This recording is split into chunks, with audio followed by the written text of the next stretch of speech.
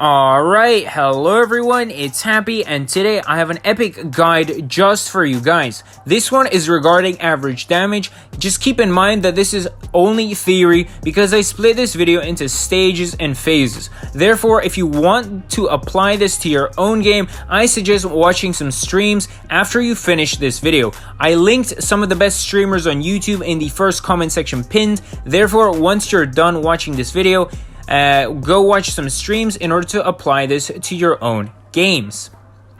Before we start, I just want to show you some of my statistics in terms of damage, just so you guys know what I'm talking about. Obviously, they're not the best statistics out there, and they're not the worst. They're decent, so that's that. Without further ado, let's just start the video. Let's go.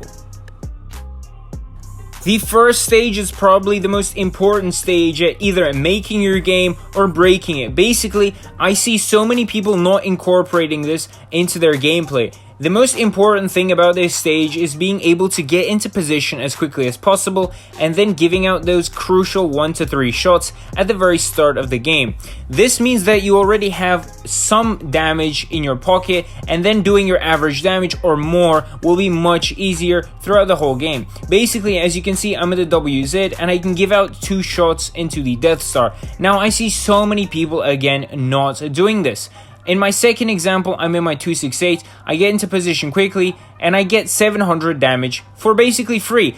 Again, guys, do this and you will see a big leap in terms of your average damage in your statistics page, because this is super crucial.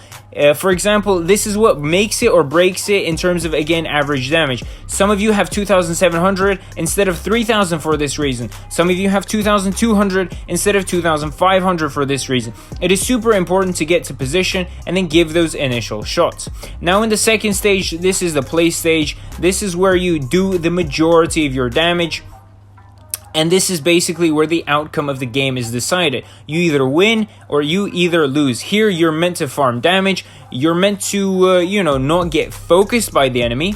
Instead, allow your teammates to get focused by the enemy, and then you just basically farm them. For example, again, in this first example, I'm in min 113. I'm in the same position as at the start. However, I'm still doing a lot of damage farming. As you can see, the mouse wasn't looking at us at the start of the game, and still we're managing to farm him very easily.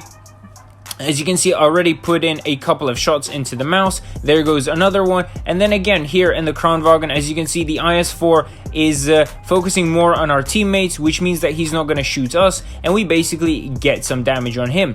Again, another example on the 268. Here we have a VK90. He's not looking at us, so we smash his side. Very simple. Again, another example. The E100 is looking at our E100. He gives a shot, which means it's safe for me to peek out and give my damage. Simple. Let the enemy get baited on your teammates while you then peek out and give some damage. Very simple. Again, make sure to have enough damage, enough HP for the end game so that you can trade or live longer and therefore do more damage. Again, in this example, the E100 and 268 both shot at my E100, which means that I'm free to peek out and give them a couple of shots. Again, that was the first example. Again, in the second approach, the E100 and 268 both shoot out on my E100, and then that means I can peek them once more and then get that extra damage. Again, very simple, and it works so many times. And again, guys, make sure to not lose HP until the very end. Maximize the amount of HP you have until the very end of the game. This is super duper crucial. However, this doesn't mean just go on and, sit in a bush and camp. For example, here again in my 113, I peek out and fight a couple of enemies on my own. I'm able to take that damage because it is crucial for us winning or losing the game. For example, here the AMX pushes us from behind. I need to counter them as well as the Centurion. Therefore, I come here and, I take the majority of the shots from both of them. It doesn't matter. Even though I do take the shots, this is crucial for us winning. As you can see, I'm able to do even more damage because I come here. I'm able to farm them. Very simple, very easy, guys. Just know your situation and know when you can push out and when you can aggress. Just look at the minimap, etc, etc. After that, I frontally push the 215B, again because he's at the center, and getting him out of the game is very important since he's on his own. It's very simple. Me and the E5 basically push him. Again, this is teamwork. He baits onto the E5, I peek him. He baits on me, the E5 peeks him. Very simple. Together with the E5, I'm able to pretty much smash the 215B and then turn the game around for our team. Very simple. Me and the E5 basically eliminated 3 tanks here, and it doesn't mean that you have to sit in a bush and allow your team to take all the damage. Take the damage when necessary and when it's possible. So this was just one example. Here again we have another example in the AMX 50B. Here I do take a shot from the 268 because it's necessary in order to win the game. For example, here it's a 2v5 situation, and if I don't take the shot from the 268, this means that the game could end very, very badly for us. So here I take a shot from the 268, well, rather 2 shots, but then I'm able to take him out, basically clip him, and I pretty much kill him, which secures us the win for this game. So guys, know when to be able to push the enemy, when to take a shot, and when to not take a shot. Very, very simple, but at the same time, quite complex.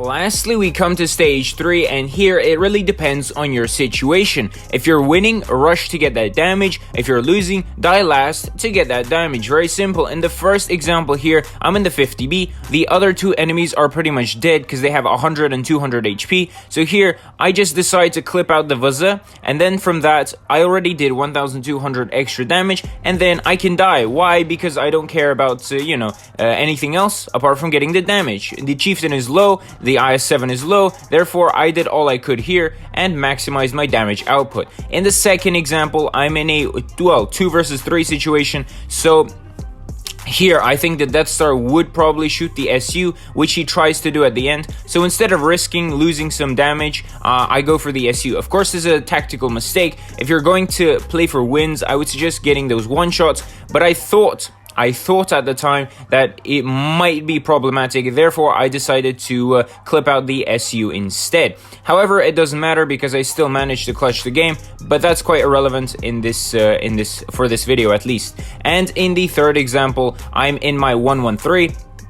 And here, I can see that the Grill is the only tank with full HP because I'm looking at the minimap. The Mouse and the E100 are super low, so I decide to rush him. Even if all 3 shoot me, I have enough HP to take shots from all of them, so it doesn't really matter. Here, as you can see, I don't care about the one-shots. I don't care because I'm going for maximum damage output. My teammates can deal with those, so instead I try and get the Grill, and again, I get 2 shots on him, and if I die here, it doesn't matter because I did all the damage I could and farmed every single bit of damage. So I think that makes sense.